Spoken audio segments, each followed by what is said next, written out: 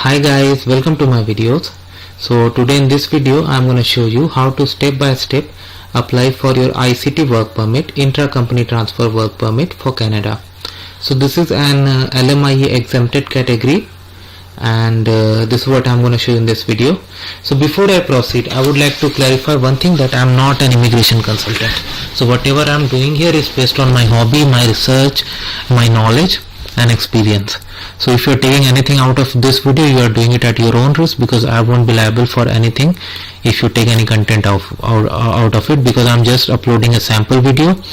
So this sample may work or may not work in your case, so this is just to guide, but if you are taking anything out of it, you are doing it at your own risk. Alright, so I have logged in into my GCK account. So I will click on apply to come to Canada. So I have visitor visa, study or work permit option.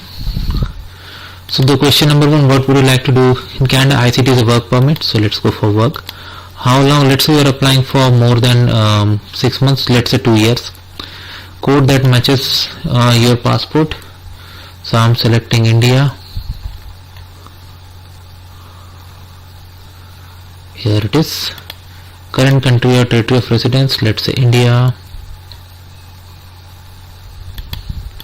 Your family member who is a current citizen or PR? No. Date of birth. So let's say there is a citizen from India, John Smith, who is applying for this. Let's make John's date of birth as 1st of Jan. Real good. Next. Are you a green card holder? No. Next. I have a job offer and my employer gave me an offer of employment number or LMIA number or proof. So I have a job offer and my employer gave me an offer of employment number or LMIA number. So you in ICT you have a job offer and you get like an offer of employment, but you don't get LMIA. So I selected yes. What is the status of your job? Temporary, at least 1 year. Are you going to work in these categories? Let's say no. Under active public policy, let's say no. Read this is for spouse. So let's say this guy is not married. Have you graduated from participating Canadian post-secondary institution? No. What is your marital status? Let's say he never married. Province of destination, Ontario. Foreign worker, visitor visa required? Yes. More questions are coming. Do you have valid work permit, study permit, and you want to return to Canada? Let's say no. What type of work permit you want to apply for? Now this is very important. A work permit for intra-company transferee, ICT. Okay, you don't need an LMIA for this. Are you a company finding that a status Canada not applicable in his case? Have you ever committed any criminal history? So I select no. Medical exam performed within last 12 months? No. I'm selecting designated country? Yes. You are submitting an application for family member? I select no.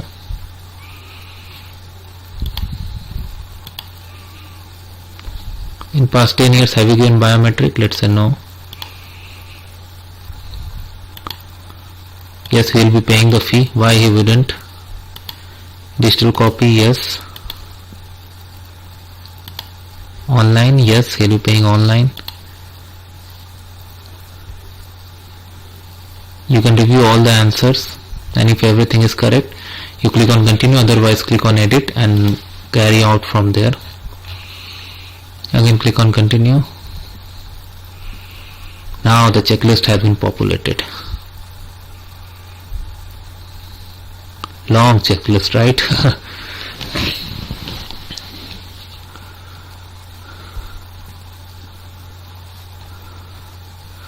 So evidence of company relationship, letter from current employer, proof of business establishment in Canada, passport, invitation letter, CV, digital photo, request for medical exam, family information, proof that you meet the criteria. So like when I went for ICT, all these documents were provided to me by my employer. Most of them, like this is a form that I had to fill up. But let's go through the first one, evidence of company relationship. You must provide proof of relationship between the company you work for in your country and the origin of the Canadian company you intend to work. So like in my case, my company had a branch over there where I was transferred. So they provided a letter along with information and it went well. Letter from the current employer.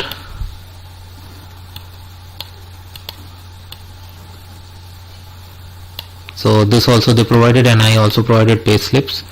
Proof of business establishment in Canada. So they also provided a letter for it. Passport was on me. Invitation letter. This was also provided by the company about what I would be doing over there. My CV, resume, I prepared, digital photo I had to take, and this proof. So for me it was not regulated, so that's why like just a letter worked for me in this situation. These are optional sections. Out of this 5 to 5.7 client information, I strongly recommend you apply. You attach here. Alright, so what I will do, like for this 5645 and 5 to 57, I'll include the links in the description that you can follow. We'll fill this IMM 12958 for it. Alright, let's proceed. So alright, in this video we are going to fill up IMM 1295E for an ICT visa applicant. So let's say there's an Indian citizen, John Smith, who is filling this up. So this is John's first application, so he doesn't have his UCI, unique client identifier, but if you have it, it's always recommended to submit it because anyway IRCC has your all details. I want service in English. Full name, let's say it's Smith John. Have you ever used any other name? No. Sex, let's say it's male. Date of birth, let's say 1995. 0101. City, town, let's say he was born in New Delhi. Citizenship, India.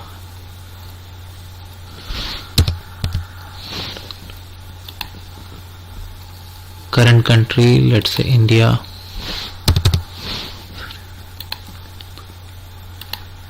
Citizen. Previous country or territory of residence in by 5 years. Have you lived in any country or territory other than? Let's say no. Whatever is applicable in your case. Country or territory we are applying same as country or territory of residence. Yes. Your marital status. Let's say John never married. He is single. Previous marriage. Let's say he has not done. No. Languages. Because John is from India, so let's assume his native language is Hindi. Are able to communicate English, French? Yes, he can speak English. He hasn't taken any test. Passport number. Alright. Let's say he has Indian passport, so I'll put some typical Indian passport number.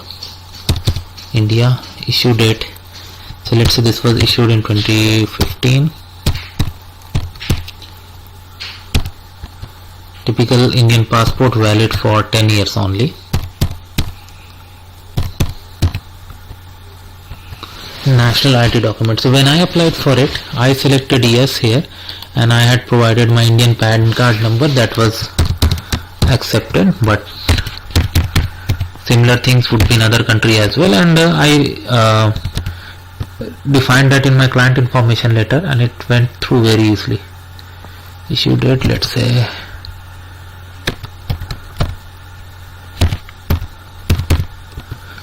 expiry date is not mandatory, so no need to worry about. Do you have a green card? No. Address, so I'm just creating a sample address.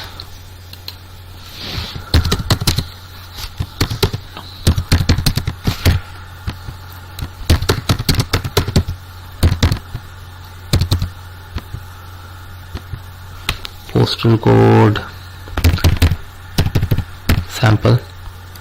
I think Delhi Common, Delhi district, I'm not sure. Residential address same, yes. Phone number other, because he is from India, so let's say he holds Indian numbers. he has a cellular number, so country code is going to be 91. Let's say he holds a residential number also, country code 91.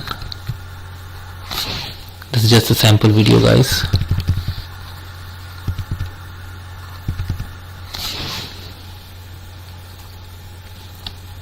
Email address is important.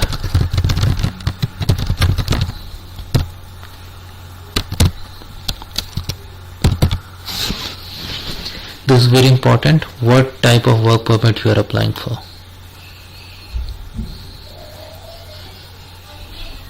So you are applying for exemption from labor market impact assessment. Details. So let's say you were working in New Delhi IT in India, and the same company has a branch here in Canada where you are going for ICT. So I'm again writing New Delhi IT. Let's say this is in Toronto, Canada. So let's say 4 something Toronto Union Street, Toronto,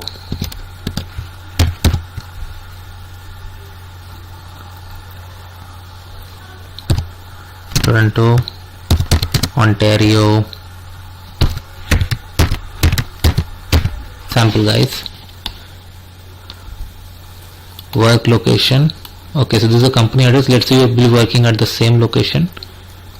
So city I'm selecting. Come on. Yeah. Address.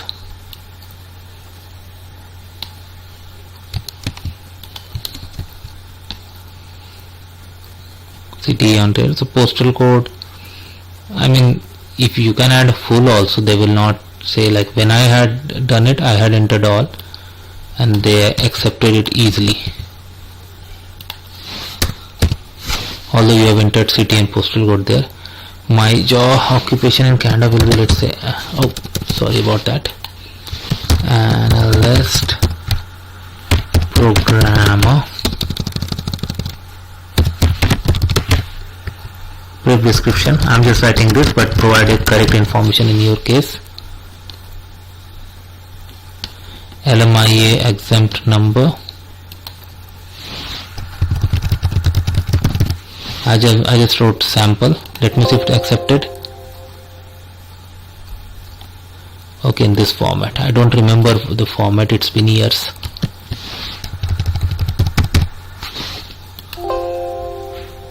For 7 digits. Okay, perfect. Expected employment. Let's say this year, April 29 till T23 April 29. Perfect. Have you had any post-secondary education including university? Let's say yes. So he was born in 1995. So in India, typical cases, like at 18 years they join colleges. So 18 means 2013. So let's say he went to college in 2013 June and he studied till 2017. Oh, sorry about that. 4 years engineering BTech degree, I'm assuming. Let's say Bachelor's of Technology in IT. Let's say he studied at New Delhi IT College. City, town, let's say New Delhi, country, India. Okay, employment in past 10 years, government position. Okay, so let's say after completing his studies from 07 till 2021 02, like this is his current employment. So in my case I entered this 2 also, and I explained that in my letter and it was accepted. He is employed in India, New Delhi, activity. Let's say he is an analyst programmer.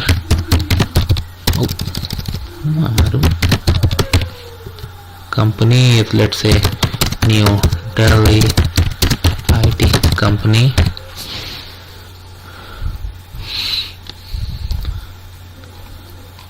Now background information. So whatever I am entering doesn't matter, what you enter matters. So make sure you enter correct values. Within past 2 years, have you or family member had tuberculosis or anything? No. If yes, provide the details. Do you have any physical or mental disorder that require social or health services other than medication? Let's say no. Have you ever remained beyond the validity of your state attended school? No. Have you been refused visa, work permit? No. Have you previously applied to enter or remain in Canada? I select no, but if you applied for any kind of visa, even visitor, select yes and provide the full details here. Have you ever committed, been arrested for or been charged with a conviction, criminal offense in any country? Let's say no. Do you serve in military, militia? Let's say no. Any association, prisoner, civilian? No. Read it carefully. Date you can select over here. So for online application, applications you don't need to print and sign physically. You sign as a whole application at the end electronically.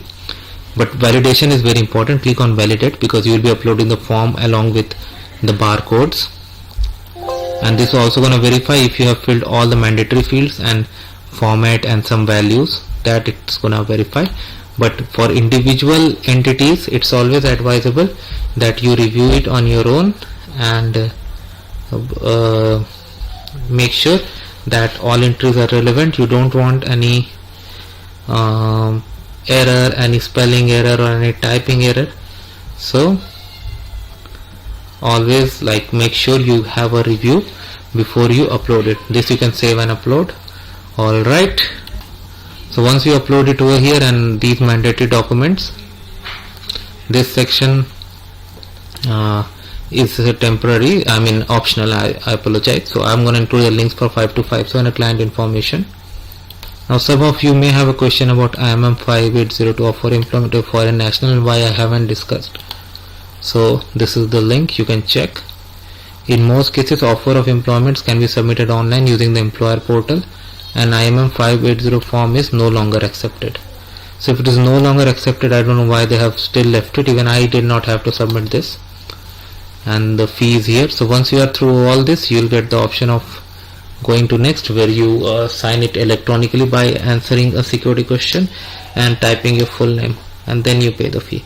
Because this is a sample video, I'm not going to proceed from here, but in your actual case you have to. So thanks for watching this, guys.